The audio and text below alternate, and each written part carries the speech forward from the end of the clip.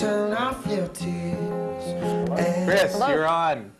Yeah, I had a question here about my father died. Actually, it was about 4 weeks ago. And I mean, what do we do to deal with something like that? You know, it's not. I mean, you know, this is one of the areas where I think religion does give people something of value to make them feel better, and yet, if you don't believe in God, what do you have?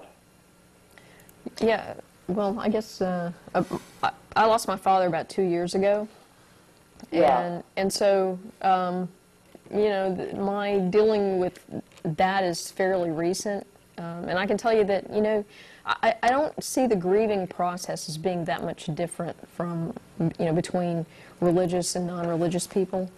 You know, it really is just something you have to work through, and I don't know, I would hesitate to give anybody advice on how to get through that process. One thing that I know is that from my perspective, religion did not help my stepmother deal with the loss of my father. And in many ways, it insulated her from the fact that he was dying, and prevented her from actually preparing for that. So I think it's not universally good.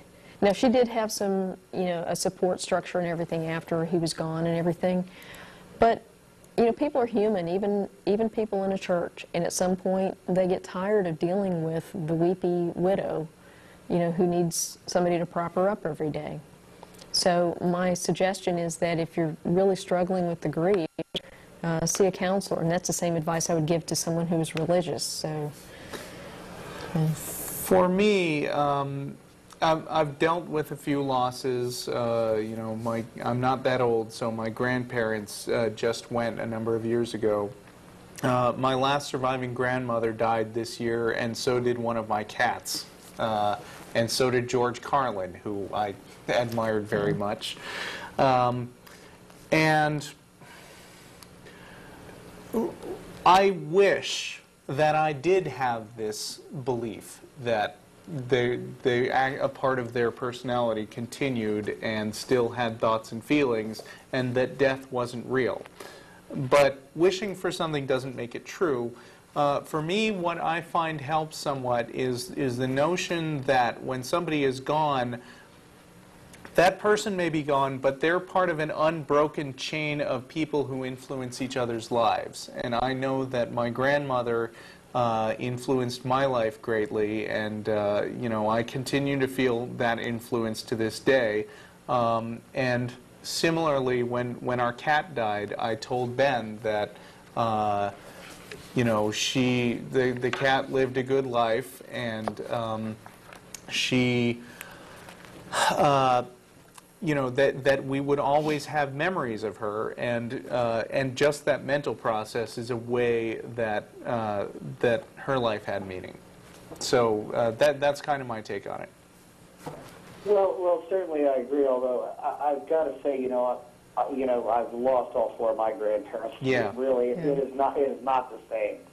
I know. It's definitely something. You know, I think it's big. I think, you know, and not big. I mean, it's big when you have a child, though, of course, too. And I found out when I went up to my dad's funeral too, that a few months ago, one of my favorite teachers had died. And believe me, that's a big one too. But yeah. Is it all right too if I recommend a group? I mean, there are a lot of groups out there for dealing with them. But I went to one last Sunday, for example, and all they wanted to do was talk about Jesus and how we are a sinner. But there are some groups out there that you can go to that are not religious based. But I don't know how many of them there are, because it seemed like a lot of them were religious based. But I did manage to go to one last Monday. They were wonderful people, and you know, I think some religious people did come there, but you know, it wasn't something that was required. Yeah, yeah. In fact, I think that, you know, depending on what your loved one died from, there are often support groups that are specifically for people who've lost someone to that disease.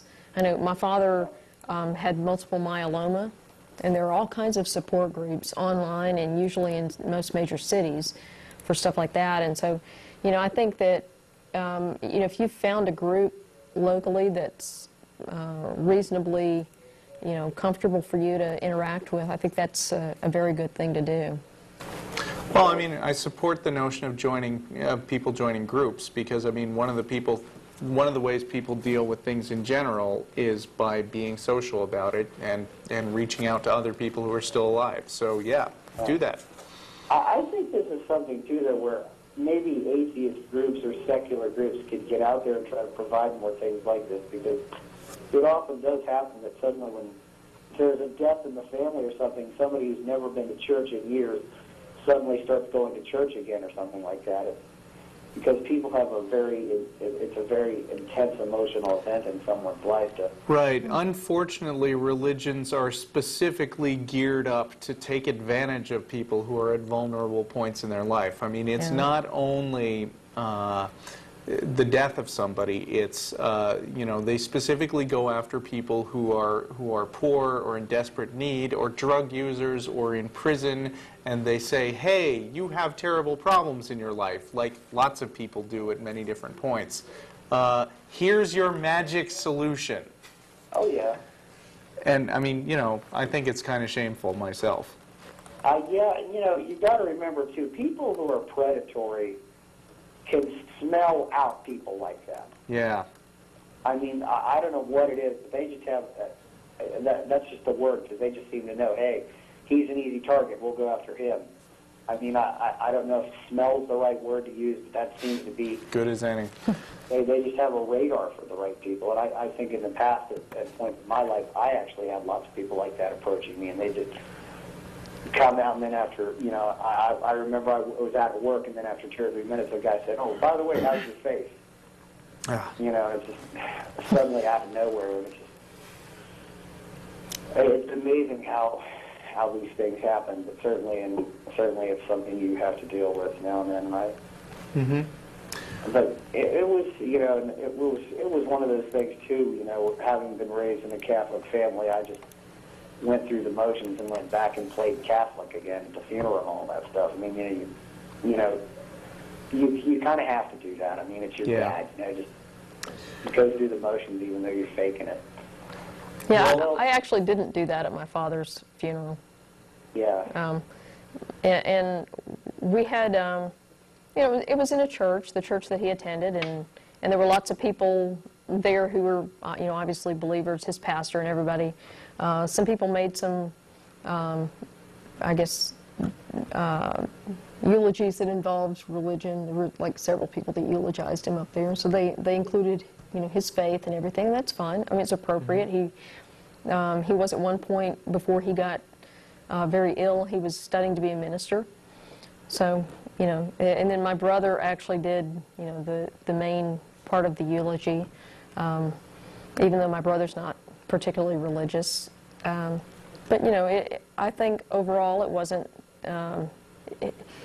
something I felt uncomfortable attending. And I didn't have to pretend that I was there as a religious person. Yeah.